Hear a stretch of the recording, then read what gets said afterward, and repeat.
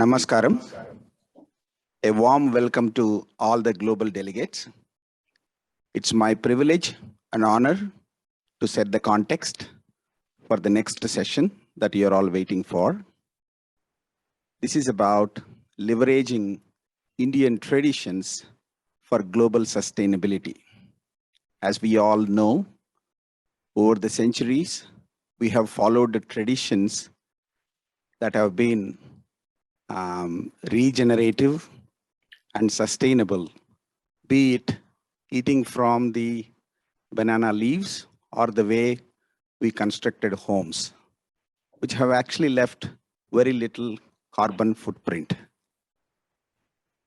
What is better than hearing from somebody like Sadhguru ji about how these traditions can help us meet our global sustainable goals? With that, I would actually request to put up the video about Sadhguru ji. Thank you. In the next half hour, you're going to meet a man who has a devoted following across India and indeed around the world. While yoga and meditation are at the core of his teachings to promote individual growth, the work of the foundation covers conservation, education and health. And you'll find him astonishingly pragmatic on a range of very modern-day problems. Let's meet Sadhguru. We have the necessary resource, we have the necessary capability, we have the necessary technology to address every human problem on the planet. But the only thing that is missing is consciousness. We started a mass campaign and 6 years I spent planting trees in people's heads. That's the most difficult terrain, believe me. And now in the last 6 years we've been transplanting it, and that's happening much more easily.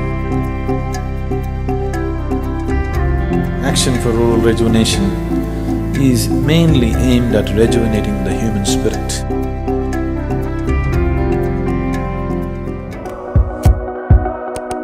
This is an incredible movement that is started in Tamil Nadu.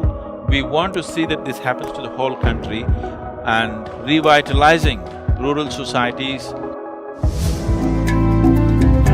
English and computer skills are very essential to make these children come out of the hopeless economic and social pit they are in. Whatever the nature of your business, ultimately, it is all about human well-being. Isha Foundation, a non-religious, non-profit public service organisation headquartered in southern India. We've engineered the outside world in so many ways, but we've done nothing about this one. If you want to know well-being, in is the only way out. An incredible rally starting from Kanyakumari, reaching up to the Himalayas with the sole purpose of rejuvenating India's rivers. We are also launching another campaign called Kaveri Calling. This 83,000 square kilometers of Kaveri Basin, we want to bring it back, at least 1/3 of it, back into some kind of green cover. We are launching a campaign called Youth and Truth in the month of September. Youth and Truth, unplug with Sadhguru, ask whatever you want. This precious life, where are you going to invest it? What is it that will be worthwhile today and worthwhile after 50 years? You invest your life into that. You have to describe yourself in one word. Would you consider wildlife as 2 words or 1 word?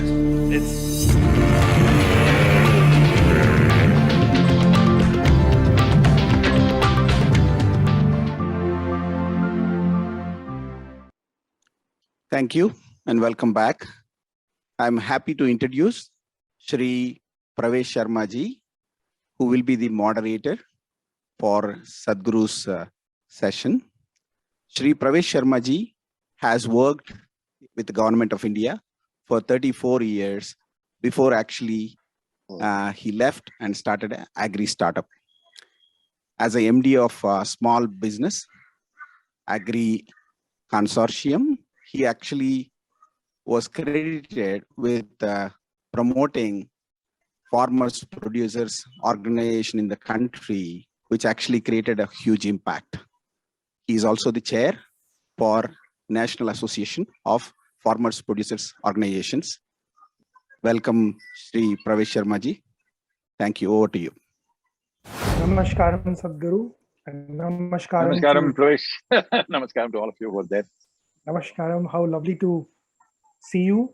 And I'm, as usual, blown away by your presence in the Himalayas against this fabulous setting. Of course, I know the Himalayas hold a very special place in your heart. You've been traveling, I think, since your early youth. We've heard you describe your travels on a motorcycle across the Himalayas.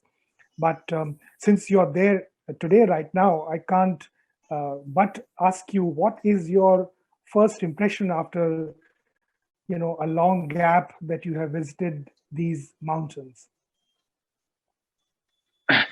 Namaskaram, Pravesh, and namaskaram to all the others who are at the Thai conference. Namaskaram. Well, it's not that there's been a long gap, it's just from the age of 19, nearly 27 years, except maybe 1 or 2 year gap somewhere. Every year I trekked in Indian part of Himalayas. 16 years ago, once when I came here, many peaks which I've seen in various seasons, any season you come, these peaks were always snow-clad. 16 years ago, I noticed that many of them had become black and bare. Somehow it deeply affected me. I thought this is not something we can fix. So I kind of broke it that year. I did not come, and then I started trekking in Nepal and Tibet and Kailash Parvat and those kind of areas. So last 16 years, every year I've been to Kailash. So I've just been on the other side of Himalayas, I'm saying. So now I'm again back here. Just last month I was in Kailash, and this month I'm here. It's wonderful to be here at Uttarakhand. As I had a conversation with the Chief Minister, and I was telling him, see, if we really, in a focused way, these entrepreneurs who are all here in this organization, Thai, you must also think about this. I know there are various policy issues, but I feel entrepreneurs should come and sit with the political leadership and do this. If we evolve a right kind of policy and right kind of developmental policy towards Uttarakhand, believe me, this has more attractions than anything like the Swiss Alps or whatever. It's way, way bigger and way better. It has everything that you want. Only thing is, our presentation in India has been so bad that we have not presented this very well. There are spiritual elements, there is adventure, there's nature, there is health. There are a variety of tourism can be promoted in this region. I think there is some focus on this right now. I hope it happens that way. But being here is fantastic. I'm in Joshimath after 16 years. You see the mountains behind me. Well, after I'm riding a motorcycle on the Himalayan roads, after I've ridden on the other side in Nepal and Tibet, but this side after 40 or 41 years. Wow, that's incredible. I think it was 80 or 81 when I rode last time. But at that time, the motorcycle was weak. It was a 250cc two-stroke engine, a Czech motorcycle of those times. But I was young and strong. Now I am who I am, but the motorcycle is super competent. So it's making up both ways, and no problem, sure nothing has been lost. Man and machine both that are working. But, this really tempts me to, seek your response. In the last, I think, decade especially, the kind of, shall we say, disturbing events that have happened in this part of the Himalayas, right from, the Kedarnath flood, the, various landslides. We had last year a very serious dam burst, which was under construction. People say that the third, pole, which is what the glacier system of the Himalayas is referred to after the polar ice caps. This is the largest reservoir of fresh water on Earth. The alarming rate at which these glaciers are receding. So all the things that you talk of course, are so desirable, so attractive to enable people to visit and experience nature in all its grandeur and beauty. But is there a clash now that we are heading towards between so-called development and the need to sustain these places? See, that is why it's very important. See, people always think if tourists come, they will destroy. Why should it be so? Why should it be so that if wherever people go, the places that they enjoy, they must destroy? This we can change. It's very easy to change this if we have a focused process of education and a certain level of… Before people come into these kind of sensitive areas, there is a certain amount of instruction. It can be done, and the current generation is very much open to it. It is just that we have not done enough with the people. This is the issue. We need to understand this. There is I'm sorry, there are army helicopters flying behind me, so… this is the issue. We always think the solution is elsewhere. When we understand all ecological issues, all environmental issues, all the issues literally on the planet, there's only one problem on the planet, that is a human being. Without fixing the human being, without transforming the human being, how will you transform any situation? So one important thing is this, that we have not paid enough attention to the human being. We have not paid enough attention to raise human consciousness in such a way that it is naturally alert and inclusive to all life around us. This is the nature of our culture, that, this whole process of being worshipful towards everything was a natural ecological care, because we are one of the few lands on the planet where we have existed on the same land for thousands of generations. How many years, nobody really knows, but it dates back, even archaeological proof tells us 12,000–15,000 years ago, they were evolved cities and stuff like that. So, when we have survived like this, it's only because we developed a certain reverence to all life around us. We saw that every life has equal… I'm sorry.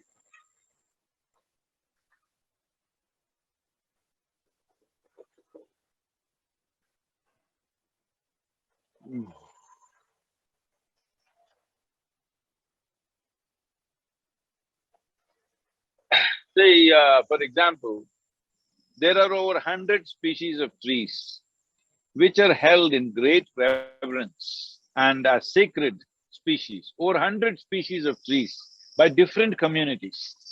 This is a simple way of ensuring those things survive. But in the last 30–40 years, due to population pressures, very short-term, short-sighted policies, these things have been overlooked and things have been done. To give a very heart-rending example, in 1730, the local government at that time, a king of that area, the Vaishnava community, they revere certain species of trees. So they wanted to come and cut it for some commercial purpose. So 363 of the community, men and women, put their heads on the trees and they were chopped along with the trees. 363 men and women sacrificed their lives to save one tree. One person died. And after that, the king was so deeply disturbed by this that he said, no green tree should be cut in the kingdom. If you cut, it must be a dry tree, you cannot cut a green tree. He passed that kind of a law. So, these things have always been there, but these things have been overruled by various policy decisions we have taken. It is very important because without people's emotional involvement in something, you cannot save that aspect of life. Whether it's a tree or a mountain or a river or whatever, it is very important. People must have some sense of emotion and passionate involvement. Only then you can save, because today the all-pervasive human population It is the way it is growing. They're saying by 2050 we will add another 2 billion people to this existing population. At that population, preserving anything will be a big challenge unless it means a lot to the people. It is very, very important. We have to bring this about. We are in various ways doing this. With Rally for Reverse, we ignited 162 million people to support the movement. Out of that, the policy changed within 3.5 months. The recommended policy for all the 28 states changed because of that. And now the Kaveri calling, we have changed various policies in the state government and also on ground. It is going on as a great movement. So this is only possible if you bring an emotional connect, because ecology is not a science. I'm sorry, don't take this wrong. I'm not saying it is not a science at all. I'm saying it's a part of us. It is not an academic science, rather, let me put it this way. It is not an academic subject. It is a part of our life, because over 90% of our body, in terms of our genetic content, our parental cells that we have, the genetic cells that we have, is only 10%. 90% is microbes. So this is ecology. Like the soil, the living soil, actually the word human comes from the word humus, which means live soil. So without a feeling for the soil, you cannot have human beings growing well. But we always, in this culture, we bow down to the soil. Even now, in southern India at least, before the farmer steps into his land, he will always bow down to the soil. He calls it Taiman. This means mother soil, you know. Well, in some cultures, they call it dirt. That's a different matter. I'm saying, but they have managed to preserve it to some extent because of lack of population pressures, as we have. But because of population pressures, we are forgetting everything. This emotion is needed to be ignited in people. Otherwise, you cannot, no government can do anything significant except talking about it and making policies. But on ground, if it has to happen, people have to feel for it. So this has to come, this is deep-rooted in our culture, this has to be brought back in various ways. Sadhguru, you mentioned population, so I cannot resist asking you this. What you suggest as a person who's completely integrated in his thinking, you do not see artificial barriers between nature and human beings. As you said, we are ourselves a part of ecology. Yet if you are to talk to governments, you are to talk to businesses, enterprises, corporations, for them people are citizens who vote, they are customers who purchase goods and services. So your concern about the ever-expanding uncontrolled population growth perhaps runs into the headwinds of political and maybe even economic force. Oh, not just headwind, a typhoon. Because everybody sees more people as more customers. Voting customers, buying customers, praying customers, heaven-bound customers, all kinds of customers, okay? So religious people, political people, and unfortunately, parts of business people, all want more people. Well, we need to understand at any time, if any one species outruns other species, we are heading for a global mass dissemination of life itself. Because right now, just to put it very simply, well, in the last 50 years, 66% of animal, fish, bird, amphibious, all this together, 66% of their population has come down. But in the last 50 years, we have doubled our population or more. In the beginning of 20th century, we were only 1.6 billion people. Now we're inching towards 8 billion people. This is just irresponsible reproduction. Or let me put it this way. See, in 1947, an average Indian, his life expectancy was 28 years. That's a disaster. That means both you and me have no right to live right now. But fortunately now in these 74 years, life expectancy is also reaching around 74, 73, 74, which is a great achievement for any nation, which is a phenomenal achievement. This has happened due to various reasons: vaccinations, prevention of diseases, the growth of medical sciences, and more reach to the medical facility in the country. Various aspects has achieved this. So essentially what this means is, we got to postpone death. Well, I'm not propounding any philosophy here. All I'm saying is, all of you are business people, you know some mathematics in your head. If we postpone death, we must also postpone birth. It's as simple as that. Otherwise, the numbers will be unmanageable. Well, you may have a lot of market, but this is like, if we go in this way, this is like the Panchatantra story. A man is sitting on the wrong side of the branch and cutting it. When he succeeds, he will fall. So for businesses, for political parties, for religious groups,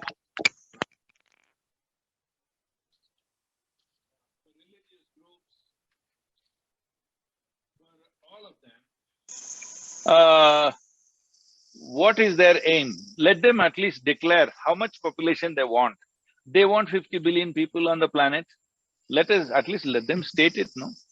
How many people can their heavens populate? How many people can you do your manufacturing for? How many people do you want as voters? Please define it. When we are able to say how many tigers should live in this forest, how many lions should should live in this grasslands, how many elephants should be in this area of wildlife, when we know all this, how come we don't know how many human beings? Well, we don't want to think like that because we are super emotional about ourselves. But if we go like this, we will pay a price that you cannot imagine.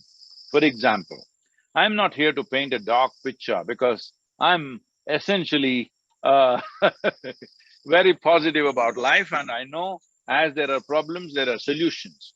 But most people have not understood the problems. Let me tell you the problem of what it is. The problem is this: apart from wildlife and other species disappearing, see, when we say species are disappearing, everybody thinks, oh, tiger is under threat, panda is under threat somewhere, polar bear is under threat. Yet, yes, it is true, these are exotic creatures which has taken millions of years for nature to create. We have no business to destroy them, we must protect them. But we must understand the real danger is somewhere else. 80%, 80, I'm making it very clear, 80% of biomass insects have disappeared in the last 30 years. This is death of the planet. This is literally death of the planet. Now, in any agricultural soil for that matter, in a forest, if you go in the Western Ghats, if you go into the forest, if you take a sample of soil, the organic content is over 70%. In agricultural soils, United Nations has said it must be at least 3 to 6% minimum for a soil to be productive. But in 62% of India's soil, we have less than 0.5%. Do you think you will make a nation out of this? We've just forgotten, just before 60s, we had famines, which used to take millions of people every time. There have been great famines which have taken over 3–4 million people, but others have taken hundreds and thousands of people. Every other year, we used to have famines in different regions of the country. With efficient transportation processes, with this very short-term thing, but it has solved our problems in some way. The green revolution that we started, which has fed our people for these few years, but from just before 1960s, we had famines. Just in this 50 years, we have completely forgotten there is something called a famine. But we must understand, now many scientists are predicting that by 2035 or 2040, India could once again face serious food shortages because we won't be able to grow food in this land. 60% is nearly fallow. So this is mainly because unbridled plowing, unbridled agriculture, without any laws to control it, without any laws to guide it. Anybody can do agriculture whichever way he wants. The simple thing is this: what is the solution, people will ask. I'm not just because I'm not going into elaborately into those solutions, because right now we are in the process of unfolding a global scale movement called Conscious Planet, where it's all about soil, because that is the real issue. The entire 87% of the world's life, including you and me, we all survive in the 36 to 39 inches of topsoil. This soil is gone more than 50% in the last 50 to 100 years' time. This industrial level agriculture that we are doing without putting back any organic content. I mean, I don't have to tell you, you are very cognizant with these things, but for everybody else, let me say this simple, put it in a simplistic way. See, if you, out of 1 acre of land, let's say you grow 1 ton of wheat, rice, sugarcane, whatever. If you grow 1 ton of something, what you have removed is 1 ton of topsoil. So right now, United Nations, UNCCD predicts that we have soil. Their calculation says we, in the global scale, we have soil only for another 80 to 100 crops, which is approximately 45 to 50 years. After that, there will be serious food shortages. Either you postpone birth now, or you have your grandchildren dying without food. This is where we're going. But now, the distractions are like this. Somebody says, in my lab, I can make tomato. And everybody is excited, super excited. The media covers it like anything. Social media pops up these things. Is this the way you're going to produce food for the world? You destroy the soil and you're going to produce food in the lab. You think it's really a solution? You think this can happen? But so much distraction like this is happening. For any ecological concern, constant distraction. For example, Delhi air is not good. It is, smoky. This is the only place where you can see the air, that you breathe. So, Delhi air is not clean, is not an environmental or an ecological situation. It is a civic situation, it's a civic problem. In Mumbai streets, plastic covers are floating around. This is not an ecological issue, this is a civic issue. There is no water in Chennai. This is not an ecological issue, this is a civic issue. We are painting all civic issues as ecological and environmental issues because the urban people take charge of everything. All the narrative in the world is controlled by urban people, not only urban people, people who have no other work but being on social media. They are deciding the narrative on the planet. All kinds of people who have no idea of what's happening in the planet are talking about it. Scientists have spoken, but they have no loud voice. And they write in a language that nobody can understand. So I have taken this upon myself as a part of Conscious Planet. The profound scientific data that is there, I am making it into a very simplistic, understandable thing. Making it simplistic, there is a danger. These people will pick up on scientific data and say, oh, this is not what it is, and they'll find some nuance in it. That is not the problem. If you want a solution, larger population should participate, otherwise it will not happen. Why is it ecological issues are not addressed in the world is simply this: democracy. When I say democracy, the rule is for 4 years in some countries, 5 years in some countries. Nobody is interested in making an investment beyond 8 to 10 years' time. But ecology means if you invest today, for example, the Mayan cultures got wiped out. Mayan cultures and Mesopotamian cultures got wiped out, mainly because of soil degradation, excessive farming. And in the last 1,000 years, after those cultures went down, for example, in the Mayan region, afforestation has happened, naturally forests have grown, but scientists have studied the soils and said, even today, they have not fully recovered as carbon sinks after 1,000 years. So we must understand this. When we destroy soil, we can't turn it around. Your Delhi air is not good. If all of you walk to your office or cycle to your office for 3 months, it's over. COVID time, it was suddenly clean, all right, when the lockdown happened. So I am saying with the right kind of laws, with the right kind of technology, we can fix it within 2 to 3 years' time. We can make sure Delhi air is good. Now plastic thing are floating. With little bit of education and enforcement, we can fix it. Water is not there in Chennai, you can fix it. But soil is not like that.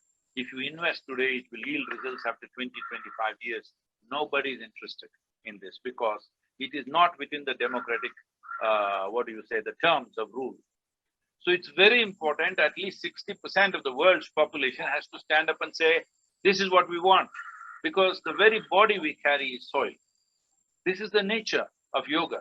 The yoga means this, many yogis will eat only those substances which are grown within the radius of the distance you can walk in a day. Suppose you can walk, let's say 20 kilometers a day, 20-kilometer radius, what grows there only he eats, because he clearly experiences that the soil that you walk upon is the body that you carry. If you eat substances coming from that part of the earth, there is a relationship, it's not separate. Most people will not get this point till you bury them in that soil. But when we are alive also, there's an interaction, there is a communication. All the time being separated from nature is making a human being as if he's an alien who's deciding everything from his thought process and his laboratory science. No, if you live on the land, you will know this. So fixing these problems is very much possible with human intelligence, the kind of technologies we have and the ability to communicate to the whole world, it's possible. This is the effort we are making. We have formed a separate group of people away from Isha Foundation as Conscious Planet. And this is unfolding in 2022 in a big way. All of your tribe must be with us, because there are 5.26 billion people who hold franchise in their hand. That means they can elect governments. These are very evocative words, Sadhguru. And we want to touch at least 3 to 3.5 billion people, because only when numbers speak, governments will listen. So we will handhold the governments as to what are the simple policies that you can make to see in the next 20, 25 years in every country, there is a minimum of 3% organic content in the soil. We need to do this. For this, there is a whole lot of enterprise which can participate in this. You can come up with tremendous amount of innovative enterprises as to how you can participate in this process, because this is most fundamental. If you fix the soil, you fix the water. If you fix the soil, you fix the air. I will not go into the science of it, but you can look it up. If you fix the soil, if soil is rich, air will be clean, water will be pure, and it will be abundant. So these very evocative images, which I, of course, completely resonate with, because my civil service career and also subsequently what I'm engaged in focuses on agriculture and its related outcomes. If I could, mention, while you were speaking, I was remembering my first posting as a civil servant was in a place called Bastar, which is now in Chhattisgarh, Oh, yes. very remote tribal area. And when I joined, the first project I was handed over was to go to a place called Abujmar, which is a very remote part of Bastar, and spend a 3-month period working on ending the process of shifting cultivation, the slash and burn agriculture, which people used to practice. And of course, there were no roads, you couldn't even go on a bicycle. So I trekked that area for 3 months.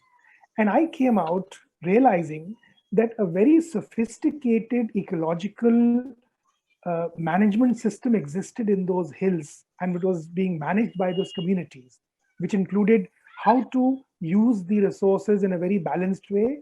They would cultivate a slope for 2 or 3 years and then let it for the next 50 years. 50 years, they would not go back to that slope. There was a whole social protection system built into it. So it was very sophisticated. But so-called scientists had decreed that this was ecologically very damaging and we should convert those people to paddy farming. Of course, there were no flat plots, but we were supposed to do that. But anyway, I mentioned this because you talked about the centrality of people in any transformation that we are likely to see in our ecology. Ecology is not something that can be, done by some remote, instrumental intervention. But do we also perhaps err in ignoring some of the live examples and a very long history of a balanced ecological approach, especially that our agriculture, our dietary and cultural habits, actually practiced in this country for centuries, and as you say, maybe for thousands of years? Is there a way we I can would say reconnect? very much, very much. This is why I said, the people who lived on the land for long periods of time, they naturally understood the way of the land. How to, because that is the only wealth they had.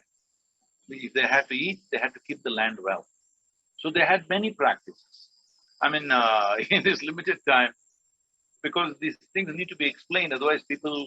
Because today agriculture means buy a Monsanto seed and do engineering to it, not inner engineering, genetic engineering to it, and then throw a lot of designer fertilizer, and you'll go to the marketplace, because this is not about food, this is about a produce, all right? This is not about food, the food that we consume. Will it bring health? Will it bring well-being? To me and the earth, there is no such concern, because you don't have to live on the land. So this has become our idea of agriculture. But people who lived on the land for thousands of years, everywhere in the world, they have evolved different, systems with which they can protect the land. But probably India and Southeast Asia, largely tropical countries, I would say, evolved systems where they knew how to keep the fertility of the land forever, and they understood how every other life has a role to play in everything that we produce.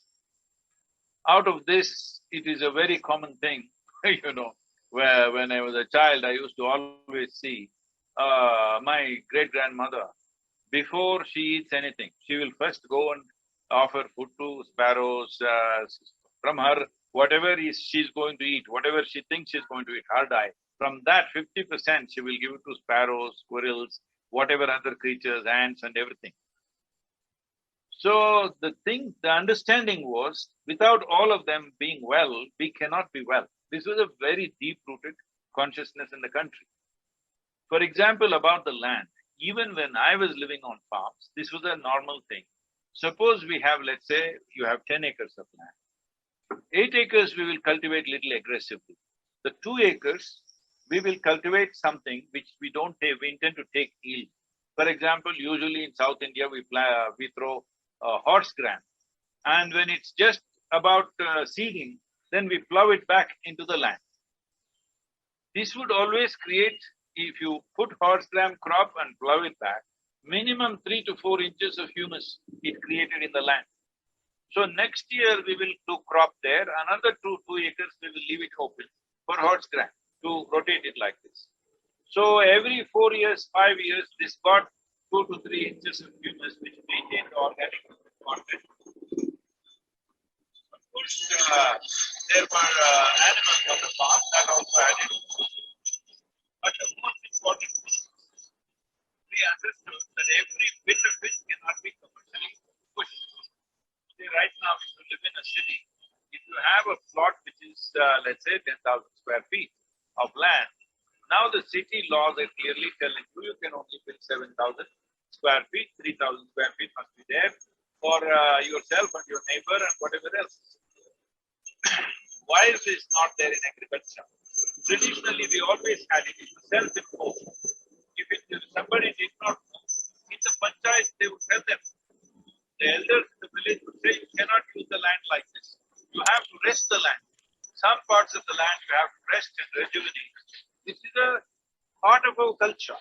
But unfortunately today, if you have 10 acres, every inch you farm, and it's full of salts, and we are killing the bioactivity. See, most of the bioactivity is within the 9 inches of the topsoil.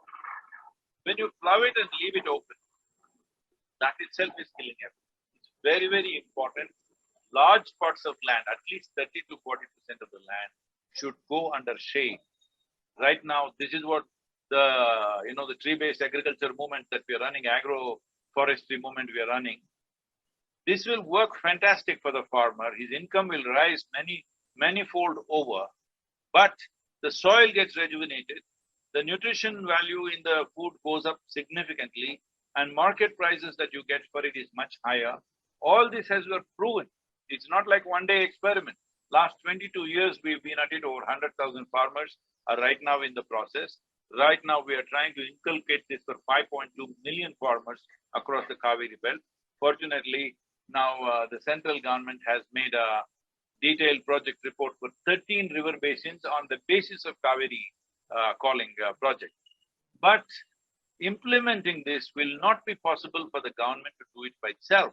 It has to be a people's movement.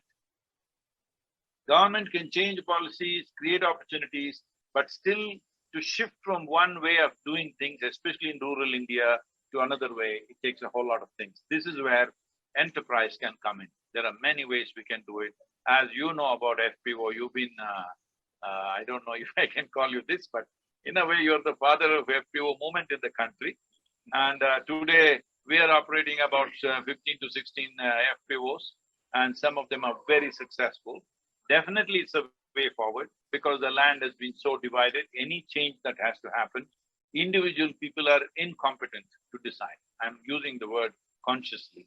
They're incapable and incompetent because their land size is so small, they cannot really apply anything unless there is some kind of consolidation, not of land, at least of activity, that farmers act in tandem together to make these changes happen, which is happening wonderfully well, but it's not still large enough for it to really make a difference for India. As I said, 62% of India's land has less than 0.5% organic content. There is a humongous opportunity for entrepreneurs to look for various possibilities, how to address this issue. Well said, Sadhguru. And yet the reality is that the bulk of investment, the bulk of financial flows globally, as well as within our country, are directed towards what we can call industrial technologies, now increasingly digital technologies, not technologies which impact, let's say, agriculture production systems or food systems in a larger sense. How do we create this consciousness, as you said, beyond the individual consciousness, let's say among the leadership, especially corporate leadership, to recognize that this is essential if we are to have a sustainable future? People tell me I'm not an expert on these issues, but people tell me 72% of the world's investment is in approximately some 43 or 44 cities in the world. This will lead to, once investment is so skewed, populations will move in a big way.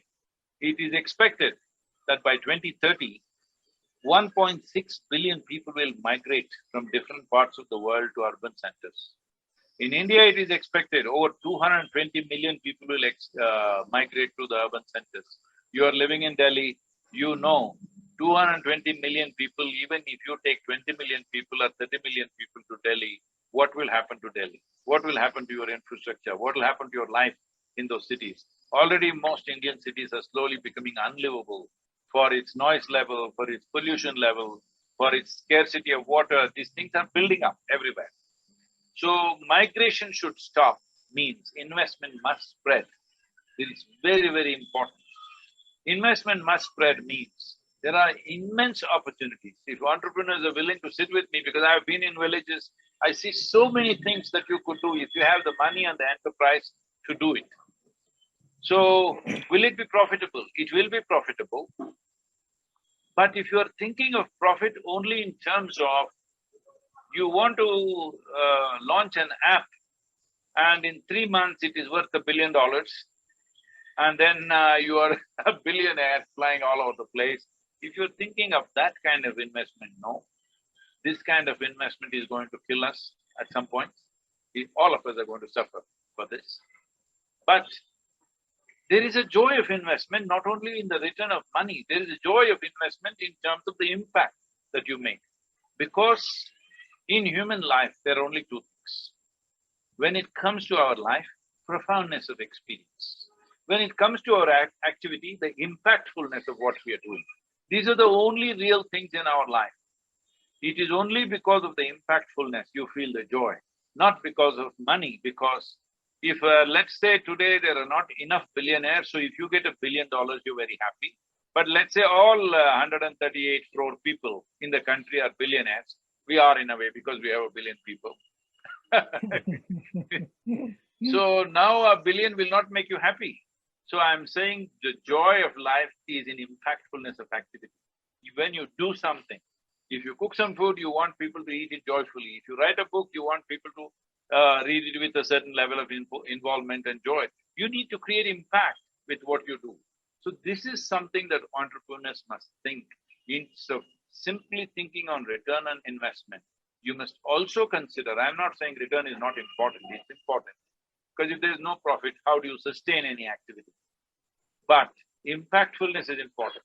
So for this, one thing that needs to happen is the government policies need to accommodate this, the banks need to do this, and the entrepreneurs need to change their mindset that if you invest in areas which are not considered already developed, or let's say impoverished areas, or not so developed areas, remote areas, if you invest, you must get softer investments.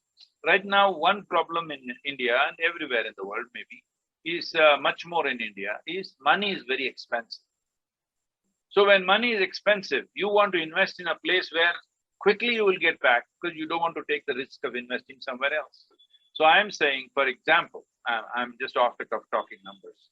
These are numbers, are not true numbers. I'm just saying, if you do business in Mumbai city, let us say interest rate is 12% for you in the bank loan that you take. If you do business in Mysore city, it must be 8%. If you do business in,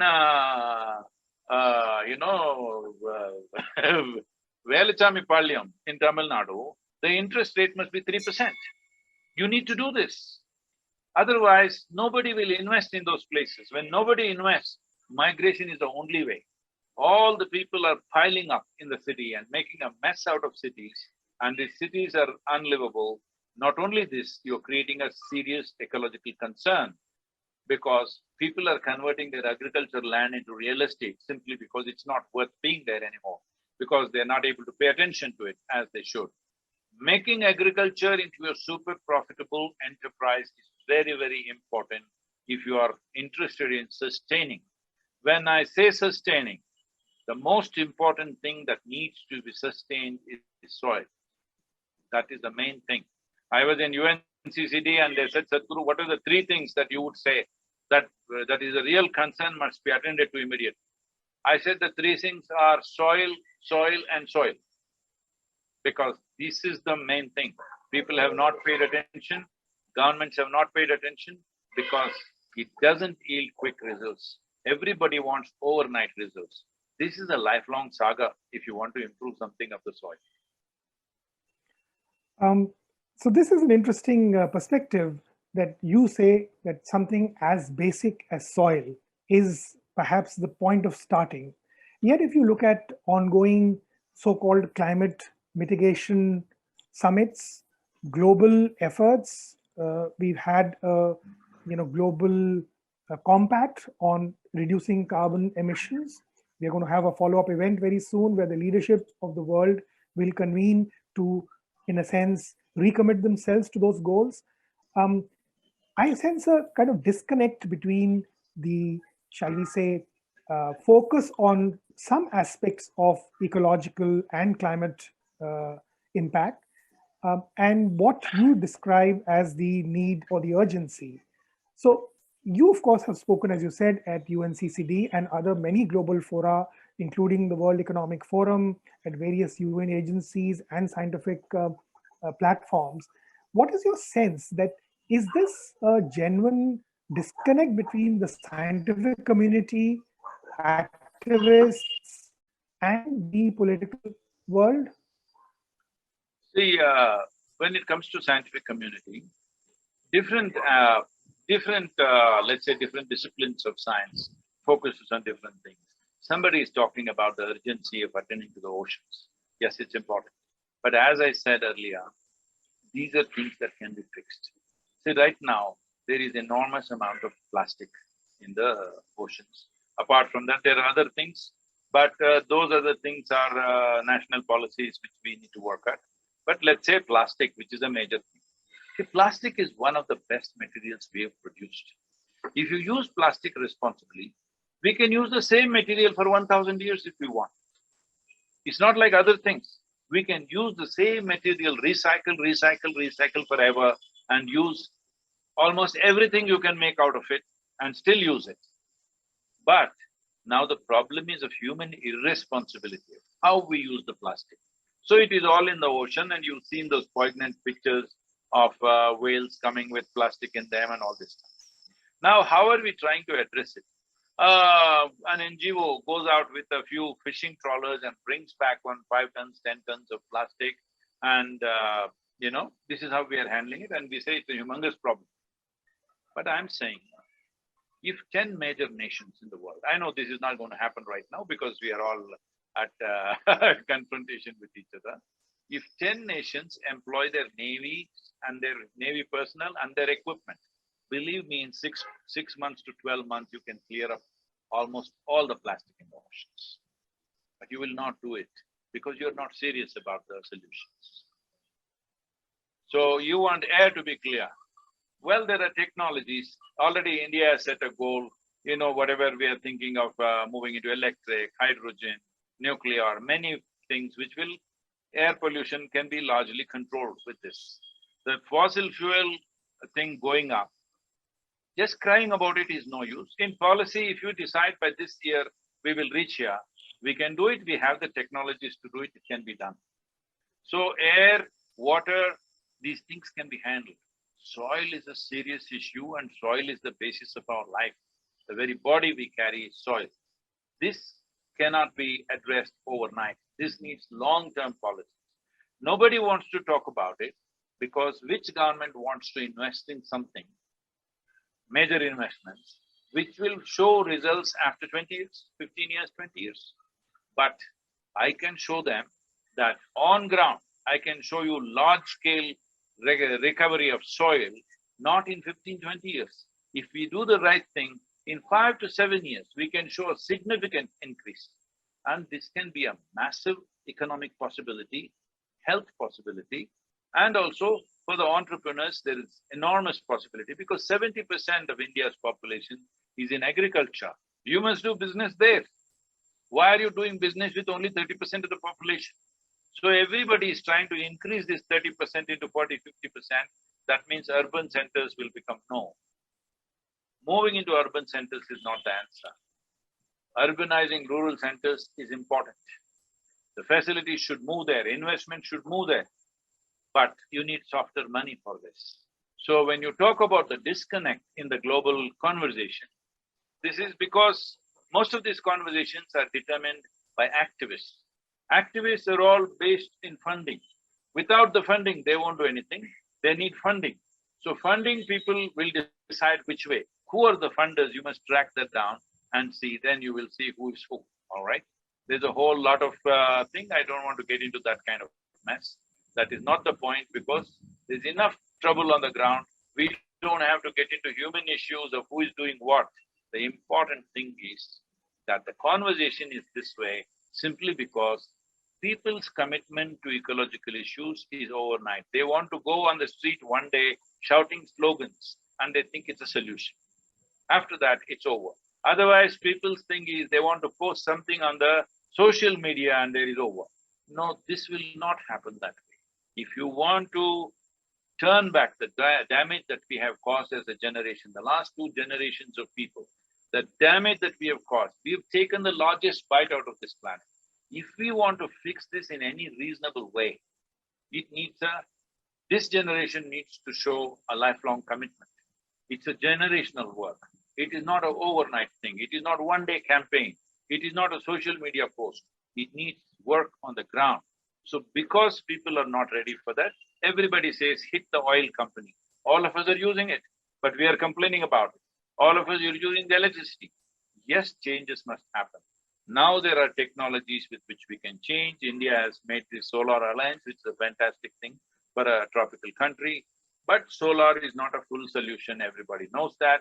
Now there is safer, much smaller level of nuclear, generators are coming. So with all this, we can solve the air pollution and this carbon thing going up. But apart from the ocean, the greatest carbon sink in the world is soil. An organically rich soil with lot of vegetation is the greatest organic sink. Why are we not using that? It is the best water soak in the world. Over 800% of all the water that all the rivers on the planet, fresh water that you hold right now that you see in the form of rivers and lakes, soil holds 8 times more, 800% more. So soil is the best dam that you have. You don't have to build dams. If you have organically rich soil, water is always there. So this is what we need to do if we are interested in future generations living their lives reasonably well. Sadhguru, you've always emphasized the importance of the individual becoming and behaving in a more responsible and conscious manner. And of course, the work of the foundation that you launched has centered around building more conscious human beings. You also spoke of how democracy or even other systems can be a hindrance because of other competing and clashing priorities, let us say. Can you, share with us some of the approaches that you think have worked in transforming people and which perhaps could now be upscaled? Again, I'm perhaps going beyond my brief to suggest that maybe some involvement of institutions in a bigger alliance with foundations like Isha might be required to take these technologies of inner engineering to the wider world. Say, as a part of this Conscious Planet movement, I will not go into the detail of the movement. Next year, 2022, full year I am on this. And we are trying to reach 192 countries, top 3 political parties. We are seeing how to influence them to make the number 2 item on their electoral manifestos as ecology. Number 1 is economy, we will leave that. Number 2 item must be ecology. Economy and ecology doesn't go hand in hand. If I've always been talking that we will marry economy and ecology, because the moment you talk ecology, all businesses put up a wall because they think it's against them. Because activists have always made it like this. Ecology means hit the business. No, there is a way to do business where it can be ecologically sustainable. There is enough knowledge and science about it. It is just that the necessary support systems have not been done. Necessary policy adjustments have not been done. For a simple thing, a farmer would not plant a tree in southern India because if you plant a tree and tomorrow after 10 years, if you need it for something, if you cut it, you could be arrested. We changed this policy with Rally for Rivers. Today you can not only cut your tree, you can grow your tree. What you grow, you can use it. If you cannot use it, why would you have it on your property? I'm asking. So you fly from Delhi to Chennai, every 5 minutes you look out of the window, out of your airplane. You will see India looks like a brown desert, except for Western Ghats and a few patches here and there, largely like a brown desert, because no farmer wants to have a tree. Now we are bringing back tree-based agriculture, soil is improving, farmer's economy is improving. Above all, he works in half shade at least. People who live in a city may not understand what it means to work in tropical sun for 7-8 hours a day.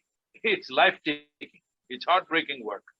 This can change, and we have changed this significantly. The crop yields are better, nourishment is better, economy is better, above all, soil is better. So this can be done. Well, there are examples in India. In the last few years, there are many movements that government itself launched. See, for example, the Swachh Bharat, the people's involvement. And one thing that was really poignant and beautiful is when the Prime Minister made an appeal, all of you who are well-to-do, if you have extra gas connections, you give it up. Over 1 crore people gave it up. And it was given to other, less privileged people. So this is the kind of movements we need. Where can government launch all the movements, run it? Maybe, maybe not. not always, because they have various other things to do and there are political issues all the time. So it's very important, responsible individuals, I would say, businesses should run these movements. It'll be very wonderful if businesses run these movements, because you can run the movement. There is a problem in the country. If you run the movement and also make a business out of it, there are a whole lot of people who will cry because they are against success. Anything that's successful, they don't like it. Oh, he's making money. Only if people make money, country makes money. Only if businesses succeed, nation will succeed. It is not the military might of a nation which makes a nation great. It is not the political rhetoric which makes us a great nation. It is the successful businesses which makes a nation great. So it's extremely important that enterprises must take up movements and businesses attached to it, so that there is profit to it and everybody benefits from it. At the same time, solutions are found. Sadhguru, as always, it's so illuminating listening to you. I'm afraid we must leave it there now, and I must hand it back to Mr. Reddy. Thank you so much for all your thoughts this morning. Namaskaram, Sadhguruji, for your wonderful insights about the Indian traditions and how we can leverage it for the global sustainability.